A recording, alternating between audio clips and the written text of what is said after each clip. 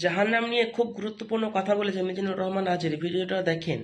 জাহান্নামের অতল গহ্বরে আগুনের ছোঁয়া লাগে এক ধরনের গাছ হয়, কাঁটাযুক্ত দুর্গন্ধযুক্ত একটা গাছ, এটার নাম জাক্কুম। জেনে রাখবেন। কি নাম?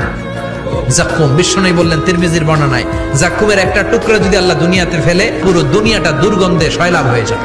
পুরো দুনিয়ার মানুষগুলো জাক্কুমের গন্ধে ওই জায়গায় শেষ, পুরো দুনিয়াটা নষ্ট হয়ে যাবে। ওই কাঁটাযুক্ত জাক্কুম তাদেরকে দেয়া হবে, ক্ষুধার চোটে জাক্কুমি খাইতে শুরু করবে। আহা, খেতেও পারবে না, গিলতেও পারবে না, এবার কয় পানি দাও। জাহান্নামীদের জন্য 4 ধরনের ঝর্ণা আছে। একটার নাম হলো হামিম, মানে ফুটন্ত গরম পানির ঝর্ণা। 2 নম্বরে হলো গসাক, মানে বমি। 3 নম্বরে হলো গিসলিন, দুর্গন্ধযুক্ত রক্ত আর পুষ।